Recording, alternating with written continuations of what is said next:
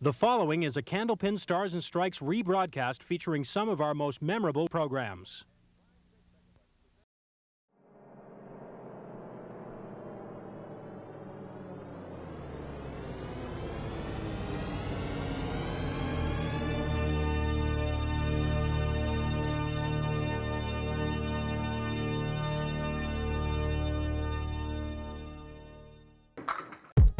Stars and Strikes doubles. From Park Place Lanes in Windham, featuring outstanding Candlepin bowlers from all over New England.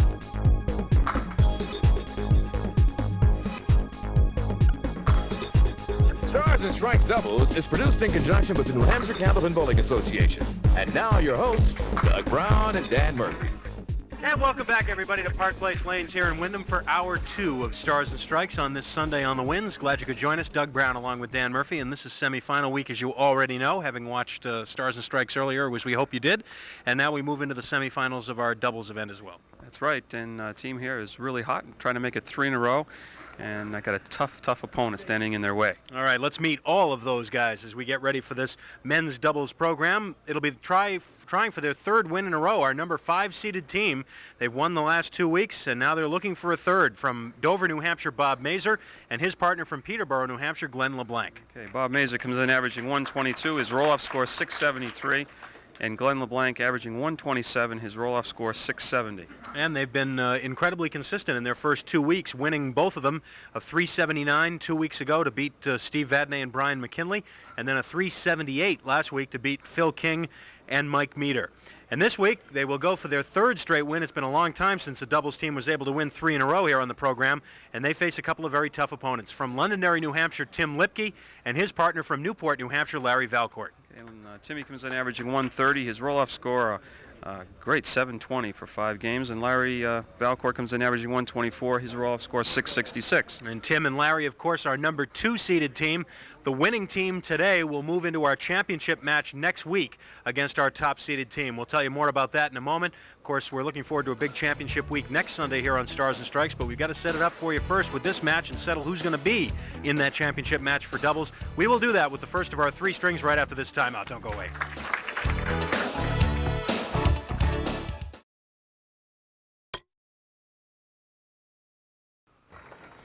All right, it is semifinal week. Bob Mazur and Glen Leblanc have knocked off the number 4 seeded team and the number 3 seeded team the last 2 weeks, so they will try and make it 3 in a row today against Tim Lipke and Larry Valcourt. The winners, of course, get Norm Bork and Ed Emerson next week for the championship. And Glen Leblanc will get it all going here.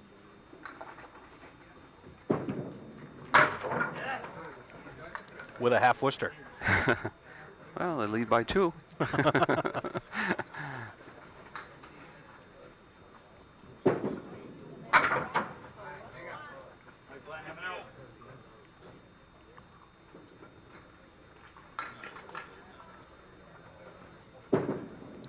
Glen's just waiting for the 10th box. He doesn't care about these first 9. He's been incredible in the 10th box. The way the team has set it up, he has been the starter and finisher in the first and 3rd games. And in all 4 games that he has finished the last 2 weeks, he has rolled a strike in the 10th. So if someone was really convincing, it could convince him that every box was the 10th. He'd have a heck of a score. Well, he started with a half Worcester on the right on lane 32, and he threw a half Worcester left on lane 31.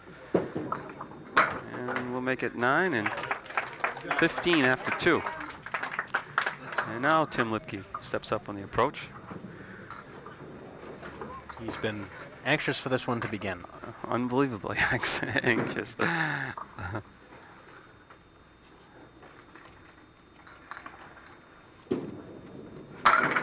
And now we see why. Yeah, everything but the 4.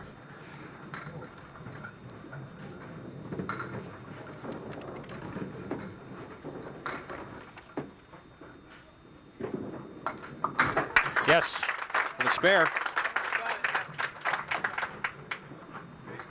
Tim has been with us on singles on 2 previous occasions this season. This is his first appearance on doubles. Lost to Dan Broder back in November, and then he came back on in December and beat Glen Leblanc head-to-head before losing a series championship match to Paul Berger.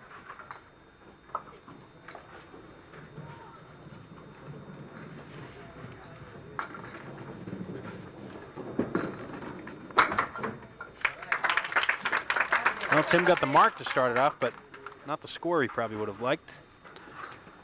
23 after 2, an 8-pin advantage. Semi-final week. And here's Bob Mazur. Oh my, the 1 and the 5. Don't see that happen very often. Hit the head pin, just get the 1 and the 5. Spread eagle a lot of times, or half whisters just off the head pin, but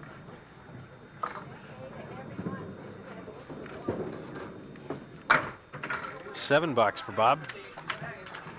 So a tough time getting started for the team of Mazur and LeBlanc.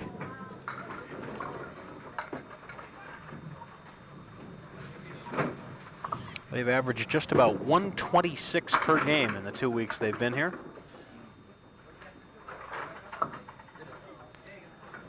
Three, 7, 9, 10. Piece of wood in front of this 3-pin.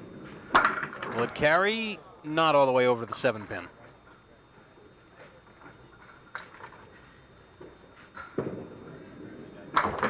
$10.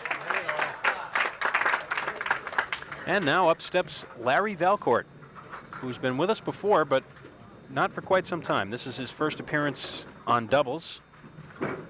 Last time Larry was here was back in March of '88. In fact, just about 4 years ago to the day, when he lost to Pat Pay. He was with us on one earlier occasion back in '86. He lost that match to Bill Goturch. 1, 2, 9, 10 for Larry. Off target to the right.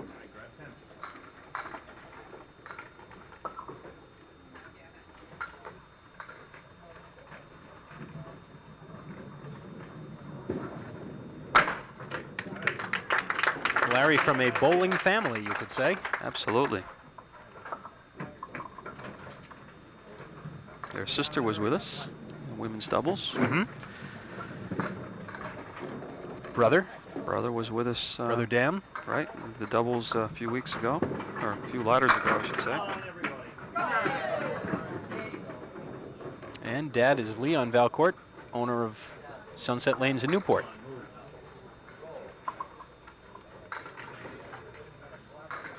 Which, coincidentally enough, is where Larry not only does most of his bowling, but where he also works as the manager. And there's a spare. Difficult shot. Had the wood out in front, had to cap the wood, drive it straight back into the 9-pin.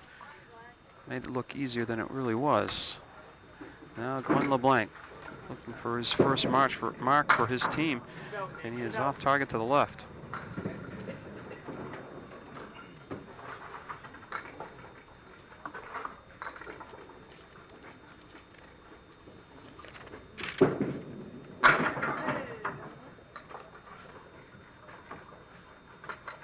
Glen takes that 4-step approach. It really takes 1 step without moving the arm or anything. It was a nice out in that box for a 10, converting the 2-5-10. The team still looking for mark number 1, and this could be it. I thought he might have a strike ball there. He's looking at the 6-9. Piece of wood in between should help. Right there.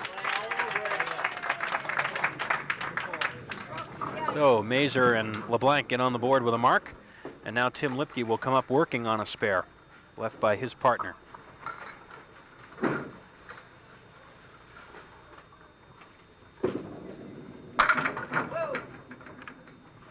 Seven drop. 4, 5, 7 left.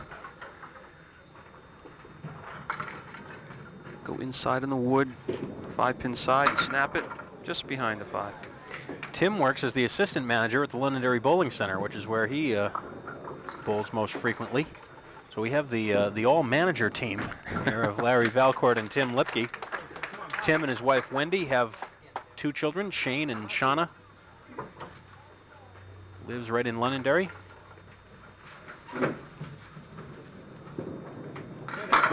And there's a big strike. Wow. Big strike in the 6th for Tim Lipke.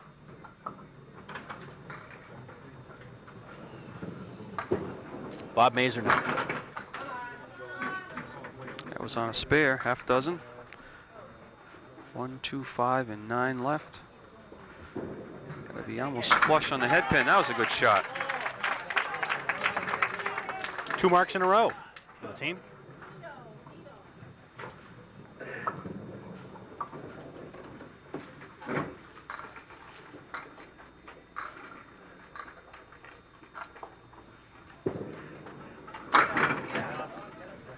Well, 5 is the fill. Bob stands right next to the ball return.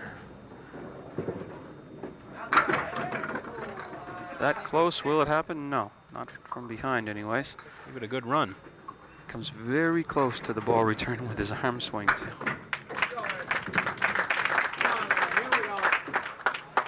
Now Larry Valcourt will be working on that strike that Tim Lipke was able to put up in the 6th frame. Larry and his wife Terry have 1 child, daughter Robin. Oh, there's another big ball, and that'll be a double strike. 1 for Tim Lipke, 1 for his partner Larry Valcourt. It was right in the pocket, just a matter of time if whether or not the 4-pin was going to go down, and finally Wood kicks it from behind and the double strike. Now the important ball could really increase the lead. That looks good also. 8.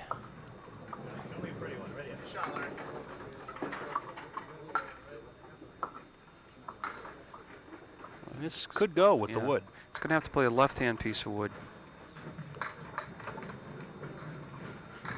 The 8-9 for 3 marks in a row, no. Well, he might have been playing that. I think he was still playing the front piece.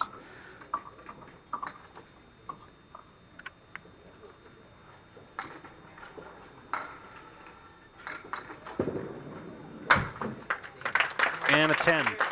115 through 8, and a 32-pin lead for the team.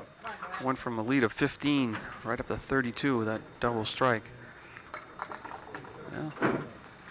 See if Glen can pull off some of his heroics he's been pulling off the last few weeks and the last few frames. That's right. Don't go away, because coming right up is the 10th box for Glen Leblanc. Oh, that was a nice effort.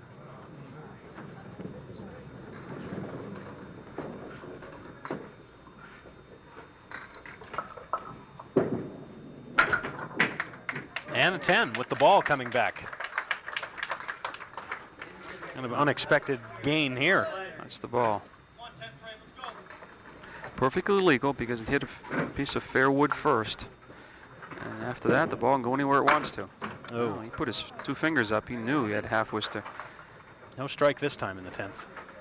Looks a little bit dejected right now. It's really struggling with that first ball. Boy, he really turned that one over and almost turned it into a mark. He really put a little extra spin on that one. 10 box, 103 for Mazur and Leblanc. Well, Tim's opposite 2 10 boxes. Chance for him to really push that lead up. Already leading by 32. Final 2 frames. Game number 1. Oh boy. Crossed over in the 1-2 pocket this time, but it was so tight. Last 2 balls Tim Lipke has thrown have been strikes. That's 3 for the team in the last 4 boxes.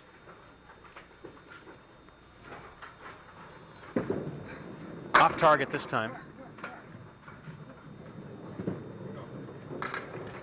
But makeable. The 1-2-8. Hit the wood and the head pin at the same time. I don't know if the wood will be enough to carry that 2-pin or not. No, it wasn't.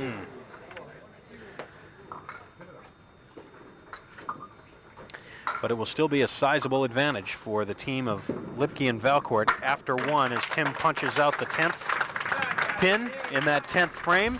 And it's a 41-pin lead after a 144 opener for Tim Lipke and Larry Valcourt. We'll have more after this.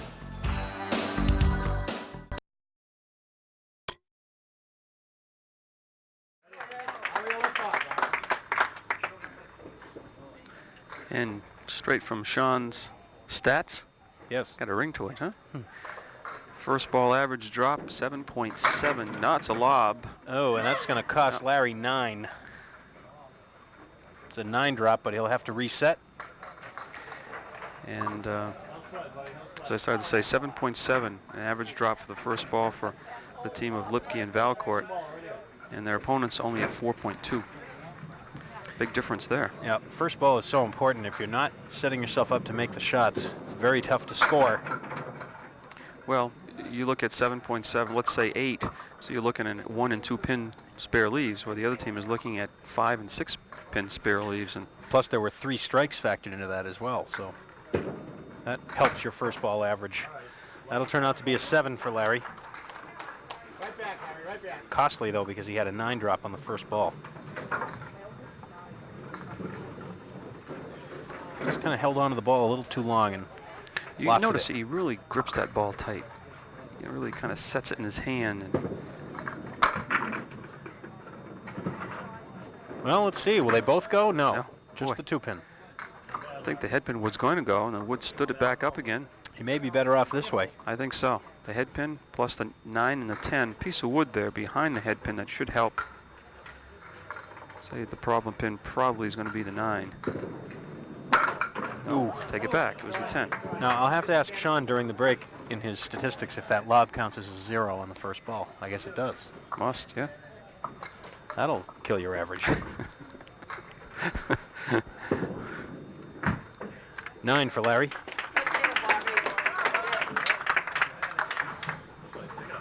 Bob Mazur now. Trying to begin the comeback for his team. They had just 2 marks in the opening game, scoring a 103.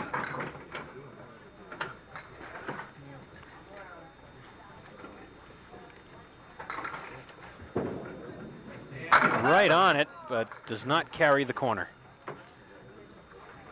Still looking at the 4 and the 7 pins. 10 for Bob. Our participating sponsor for this 4-week series on Stars and Strikes doubles, the folks at 1400 Motors. Ray Souza and the gang. 1400 Motors in Nashua and Lowell. 1 great name, 2 convenient locations, and we welcome them to Stars and Strikes doubles. Hope you'll stop in and say hello. Tell them you heard about them here on the program. 5, 8, 9. Looked like Bob had that covered. But the 8 pin stands up, gets it, works it out for a 10. Gains 4 and count, so the lead is now 37, but they need marks. Tim Lipke now.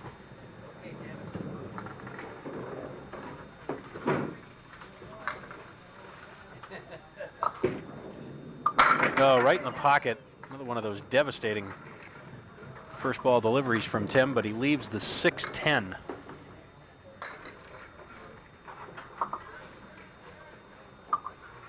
And the wood is just moving a little bit, and Tim backed away just to make sure it was settled. Now he'll shoot and gets it for the spare. Mark number 6 for the team. A little light on the 6 pin. Gets the 10 pin from behind. 3 spares and 3 strikes now for Tim Lipke and Larry Valcourt. The fill on the spare is 7. And another interesting little leave. 3, the 6, and the 9. Piece of wood in between, but you got to be on, kind of heavy on the 3 pin. Just like that. And then what will happen? You'll leave the 6 pin standing. I thought he had that covered. Tim didn't believe it either. No, kind of took a double take. And how'd that 6 pin stand up? 43 through 4.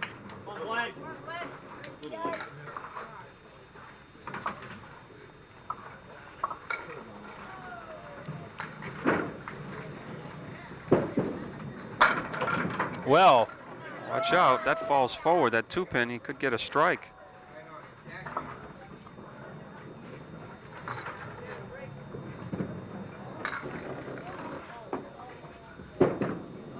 no.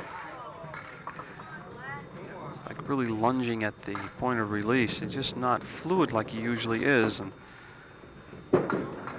usually a sign that your timing is a little off. You're really struggling. You're pinning well, but they need marks. Lead back up to 44 now. Turns it over into the pocket, crossing over, and he'll look at the 9-10 with a piece of wood that probably is not going to be much help. He's going to probably shoot for the red line on the wood, though, and try to pinch the 9-pin on the left-hand side and jump into the 10, but it'll be a difficult shot. Oh, well, let's check that one out again. Wasn't that difficult? Right there from behind. It was the pin that came and got it. Nice spare for Glen LeBlanc in the fourth. We will take a break and come back with more on Stars and Strikes Doubles. Don't go away.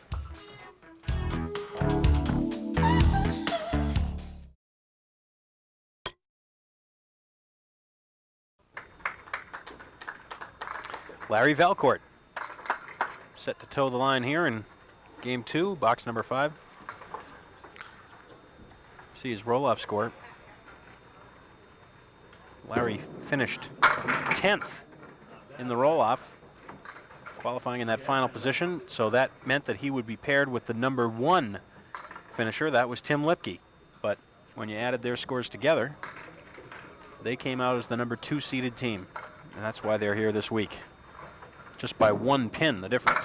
Oh, nice spare there, the 1 and the 9 with no wood. Again, you got to be real heavy on the head pin, keep the ball and the head pin in play. That time the ball carried through for the 9. Larry will stay up there, second frame. His turn will fill the mark and try to leave one for his partner. 7 is the fill. 2, 7, 8. Piece of wood in between the 7 and the 2 and the 2 and the 8, I should say. Again, another one of those shots. You got to be heavy on the 2-pin, and hopefully you'll drive it straight back, and the wood should help you with the other 2.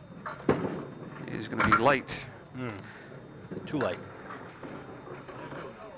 Now these are the half Worcester pins remaining on the left side, the 2 and the 8. See how difficult it is to take out these 2 pins. Seems like it's easy when you have 10 pins up there. $9. 69 through 6. Well, Bob Mazur comes up now working on a mark left by Glen LeBlanc and in need of some more. He's getting to the point where they're going to have to start cutting into this lead. Got a good break there, kicking out the 6. They want to, I'm sure, try and cut this lead in half at least going into that 3rd game. Oh, he got robbed on the 7-pin. Well, played in the inside, tried to have that domino effect, but didn't work. 2 and 4 get out of there, but left the 7. Well, the lead right now, 45, halfway through the match.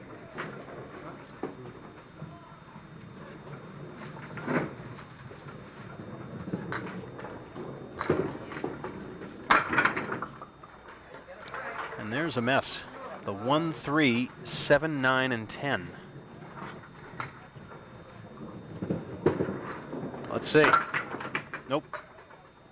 It was right in between. A little farther to the left, he might have carried the ball off for the and have the head pin do the damage, but he was too full, and it's an 8 box. And another one lost in count, so the lead now 46.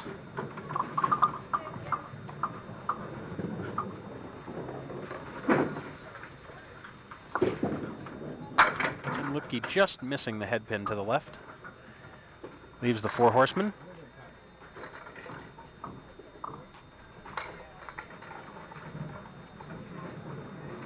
See if he can run him down.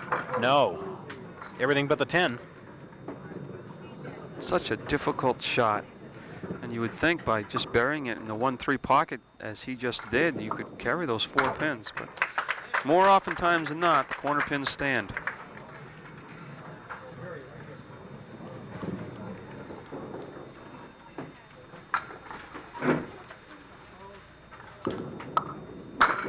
Back on the head pin this time, leaving the 6-pin.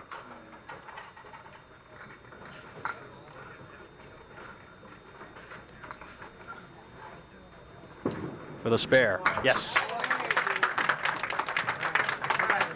Mark number 8 for the team. Big difference in this match right now, that double strike. Throw that out, and it's a much more manageable difference. There's Glen LeBlanc throwing a strike up in the 7th. The first strike of the match, I believe, for that team. That's right. And you see the replay of that. Ball spinning and breaking into the 1-3. And just a matter of time before the 4-pin goes down. Looking for the double. Whoa! Oh, wow. Two pieces of wood came together, and I think that 5-pin is destined to go, but the wood stopped each other. And now he's got a difficult shot. I mean, it looks a lot easier than it is. I think if he goes right down the middle of the lane, those 2 pins are going to fly. He may have to go to the right or something, but even then they're going to split. It's a difficult shot. Oh, Yep. Throw it right straight through. Played it well to the right. Glen walked all the way up to the foul line to take a look at that one before he shot it. I'm sure Glen was disappointed with that. Last time he went up there, he had an opportunity for a spare and did not get it. It's getting kind of frustrating for him. He picks up 2 marks right there. Those are big marks for the team. He would have liked that strike, though. The double strike would have put him right back in the match. Just a 4 fill for Larry Valcourt on Tim's spare.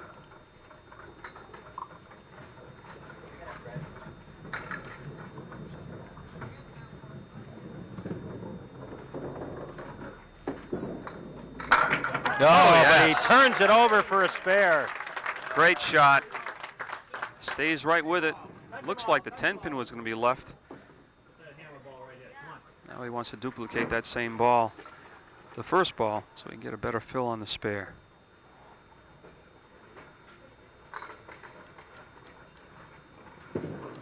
That Looks pretty good. No, he's got the 5-8 with maybe a tough piece of wood.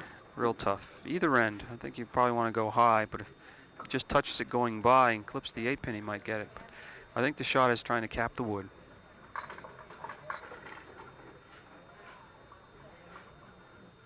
It's a very delicate shot, and that's the problem. Actually, I thought he'd hit it in a pretty good spot. It was right about where you said.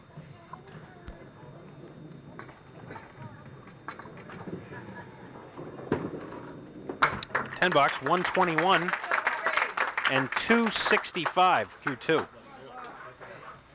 Well, chance for Bob Mazur here to build on a mark left by Glen LeBlanc and try and cut into this lead. 3, 6, 10 on the right with the 7-pin. All kinds of lumber in between. That was a lob. Won't cost him much, though, just 1 pin. And it'll be a 7.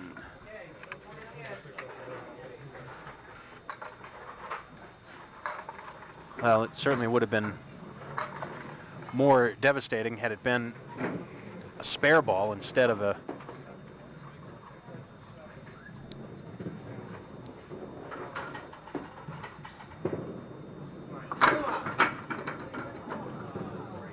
Now Bob looking to carry the extra pin. He finally does, and now maybe it's not such a good thing. That piece of wood is in play just up onto the lane. He'll have to use that one. Let's see what happens. It's just too far out.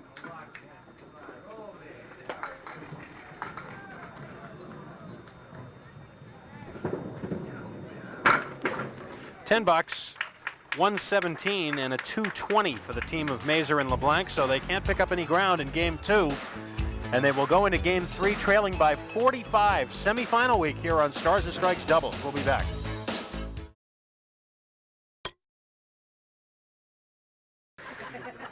Okay, and this is what one of these two teams are shooting for, the qualification into the Tournament of Champions, the doubles Tournament of Champions. And there you see the qualifiers. Gary Carrington and Jackie Ray sitting on top with a 448, and then we have a 412, Morrill and Quinn, 381, 373. Those definitely are on the bubble, those last two scores. Well, they're in. They're just, it's a question of where they'll finish, right? That's right. Really not on the bubble. They're just where they're going to be qualified. One of these two teams, and right now it's Lipke and Valcourt having it their way. And next week's challengers will be Ed Emerson and Norm, is it Bork? Bork. The number 1 seeded team coming in. Oh, Glen LeBlanc gave it a run for a spare on the 210. They're going to have to make some shots or else put some strikes together in this game, trailing by 45.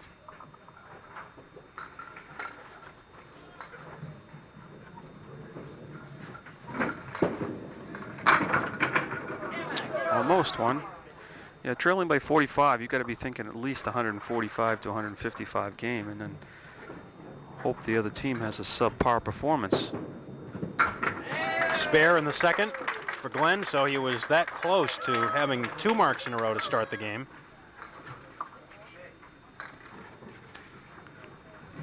That was the 6th mark for the team. Tim Lipke finished first in that roll-off with a 720.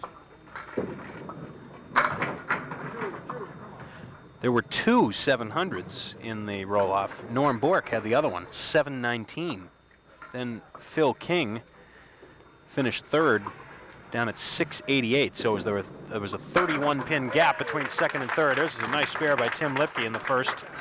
Certainly was. Plays the 2-pin, and the wood does a lot of damage, kicking out that 10-pin. Mark number 10 for Lipke and Valcourt, and he fills it with 7. Triangle. 2, 4, 5. Trying to make it 2 marks in a row. Right on it. It's not always a guarantee you're going to make that shot if you hit the object pin. That's a difficult spare, really, the triangle, for some reason. He made it look easy. And Bob Mazur finally carries an extra pin. Boy, he looked like he was going to look at the 4, 5, and 10. But looks at just the 10. Trying to make it 2 marks in a row, and he does. And you just have to keep marking. Try to forget about what your opponent's doing, but kind of difficult when they're right there in front of you, but and continuing to mark. All right.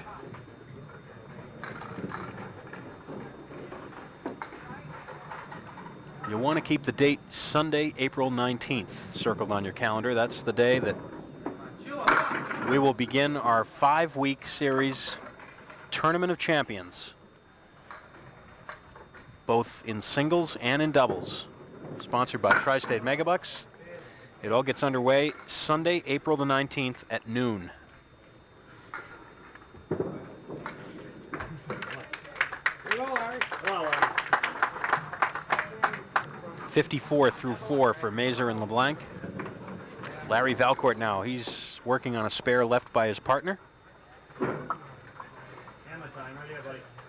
Speaking of dates, first 2 weekends in April, the New Hampshire Candlepin Bowling Association youth events will start at Boutwell's Bowling Center in Concord. And shortly thereafter, the adult events will start at the Londonderry Bowling Center. So if you are an NHCBA and New Hampshire Candlepin Association League bowler, pick some flyers up. 2 divisions, scratch and handicap, and just 1 entry fee. Scores are kind of both ways, so it's kind of an interesting concept and something for everybody, regardless of your average. All right. Right here now. Come on. Sit on with me. 41 through 3.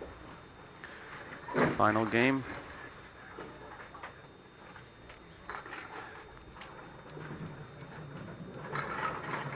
Reminder too about our next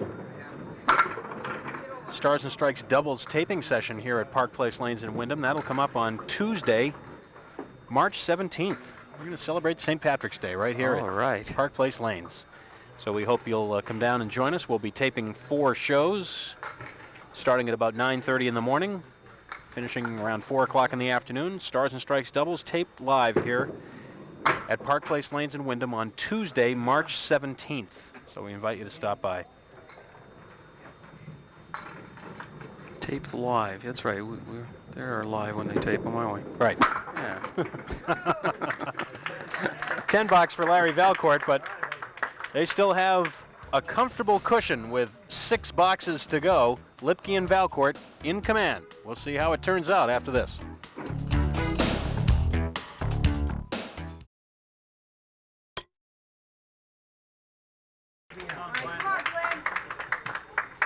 Well, if the big comeback is going to happen, Glen LeBlanc is going to try and start it.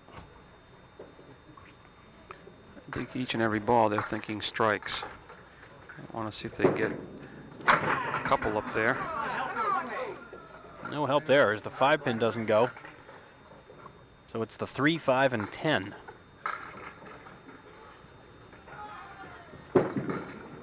Just like that for a spare. 3 and 5 were a lot closer together because that 5-pin walked over.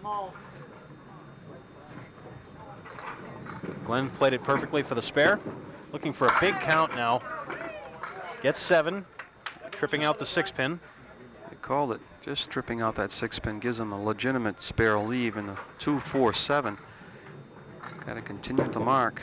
Oh boy. Oh no! Oh yeah! Put a little star next to that one. Watch him hit the wood, so it's perfectly legal, and regardless of what that ball does afterwards. And it came down on top of the 7, fell into the 4, and eventually the 2. Well, there's 2 ways to make that one, the right way and Glen's way. Glen obviously played it just the way he intended. That's right. Tomorrow will look no different.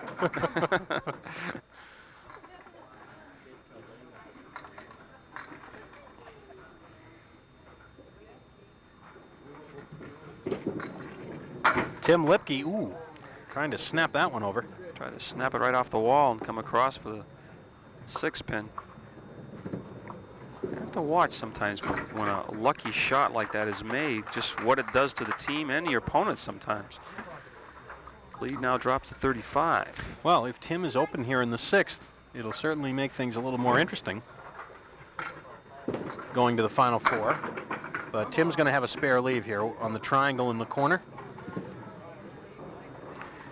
You think you'd want to avoid that front piece. Yes, he's going far left, and that's the shot. So he matches the mark up in the 6th. But his wasn't nearly as much fun.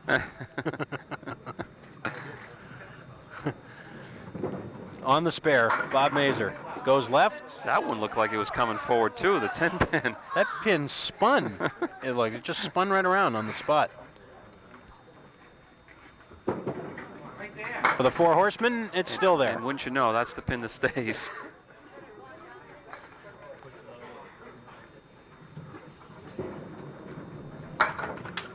'97 through 7. It's got to be strikes now for the team of Mazur and LeBlanc, though.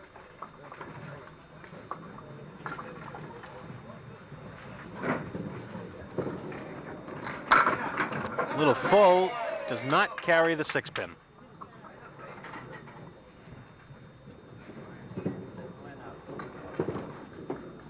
Spare. That's 5 spares for the team of Mazur and LeBlanc here in the 3rd. So they're finally putting some marks up on the board, but Well, their only hope here is that Larry does not fill this mark and is open. And Glen can come with one of his fantastic finishes. Larry's not going to have any part of that. that was a quick strike. Certainly was. He crossed over in the 1-2, and watch these pins fly. Wow. I dare say that's going to, well, funnier things have happened, but they're certainly in command right now. Well, turnaround fair play. how's that for a leave after punching out the half Worcester? The 1, 4, 5, 6, 7. I don't think I've ever seen this one before. I don't think so. This Not is a new after one on me. Not after one ball, anyways.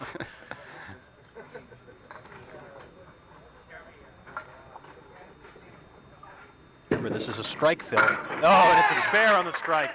That should about do it.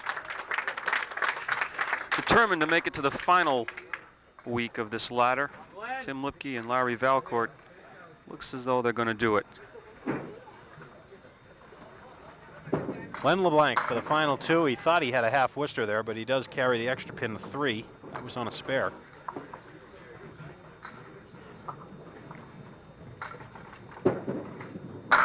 Oh, how about that for a spare? That was a strike ball right there.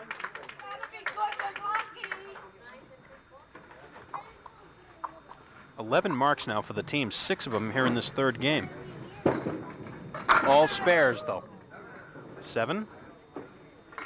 So 127 through 9. It's not going to be enough, but it's another one of those Leblanc finishes. Well, they were in the high 370s their first 2 weeks. This week, it'll be 356 after a 136 closing game. So it's already in the bank for Tim Lipke and Larry Valcourt. They will move on to face Ed Emerson and Norm Bork next week for the championship. Tim will finish this out, post a score. He's filling a spare with 7. They are already at 383. Oh, yeah.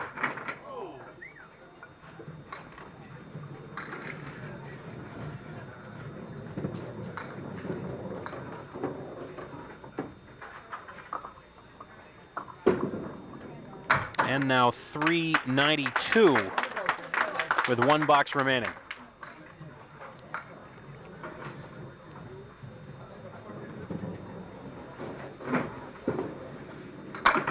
Tim's off target this time.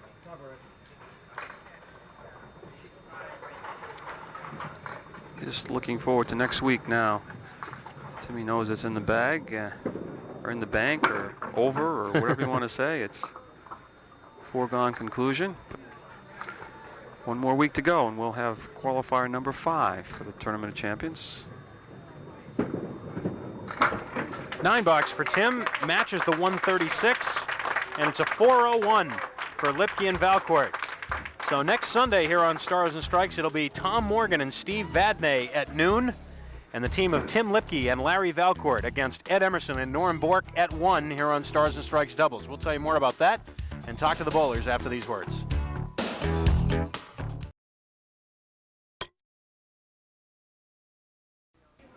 Back at Park Place Lanes, we are all set up now for our championship week next Sunday here on the Winds, starting at 12 noon for 2 full hours, and we'll tell you more about those 2 matches and preview those a little bit in just a second. But first of all, we want to talk to the bowlers. Let's call first on Bob Mazur and Glen Leblanc. Come on up, guys. Not a win this time, but we've got checks for you, and third place money is $250 to split for the 2 of you. And well, you didn't win, Glen, but you did make the shot of the day, the 2, 4, and 7 with wood, and you used the wood. Oh, pulled the rabbit out of my hat on that one, huh? Oh, geez, sir. What are you gonna say? Timmy's an excellent bowler. He's, one of the best around, and Larry's a tough bowler. I've seen him a lot.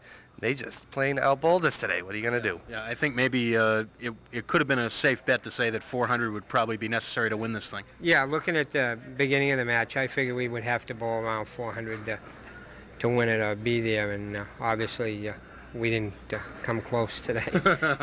Well, you had the 2 good scores the previous 2 weeks, and boy, it had been a long time since any team had won 2 shows in a row, so you did well just to get to this point, and hopefully you'll be able to come back on either the singles or the doubles show in that last chance and get another shot at it. Hope so. It's always a pleasure to be here. All right, thanks, Glenn, and same to you, Bob. Well, we'll wish the championship match players a great score and a great match. All right, thanks very much, guys. Congratulations to both of you. Terrific bowling. And now let's call on Tim Lipke and Larry Valcourt to come on up, as they have gotten the first one in the bank. Tim, welcome, and Larry, congratulations. You got the score you needed to post. It seemed like it would take a good score to win this one, and you guys seem to complement each other well, have it going a little bit. We complement each other very well. Larry's a heck of a bowler, and luckily I hit the headpin a little bit more than what I have been in my leagues, but I didn't want to tell him that at the beginning. But to beat Mazur and Glen Leblanc, they're a tough team, and they deserve a lot of credit. Well, now, see what a lot of people are probably thinking, Larry, as well. You 2 guys are both bowling center managers, so I mean, it's easy for you guys, right? Well, it's a lot of practice. Sure. You get to roll a few more games than most probably, but it's like anything else. The more you do it, the better you get. Although I imagine it's somewhat like teaching golf pros. You probably don't get to bowl really as much as people think, right? Actually, a lot of people don't realize when you get out of work and you hear that time go off, it's like, see you later. Time to go home. Well, next week we've got a team made up of Norm Bork and Ed Emerson coming in for the championship match. We're looking forward to it, and we'll hope to see you then. All right, congratulations. Thank you very much. Tim Lipke and Larry Valcourt with a win today, a solid 401. And we will bring Dan Murphy back in here in a second as we preview our final matches for next week. We'll look at the doubles series first. We've got our top 2 seeds remaining. It'll be Tim Lipke and Larry Valcourt against Norm Bork and Ed Emerson. They were just 1 pin apart after the scores were all added up in the doubles roll-off, Dan, and it will come down to them for the championship. Well, they were here to watch this match, so they know what they're up against. And if Timmy and Larry put another 400 up, it's going to be tough. But those 2 guys are capable of doing the same thing. All right, now a quick word. Next Sunday at 12 noon, we'll begin our 2 hours with the singles championship match between Steve Vadnais and Tom Morgan. That figures to be a good one, too. Absolutely. Those 2 are quality bowlers, and likewise the 4 we're going to have here for the doubles. All right, we're going to be looking forward to that next Sunday at 12 noon here on The Winds. 2 full hours, championship week here on Stars and Strikes. We hope you'll join us then. Until then, for Dan Murphy and the whole TV50 Sports crew, Doug Brown, so long from Sandy's.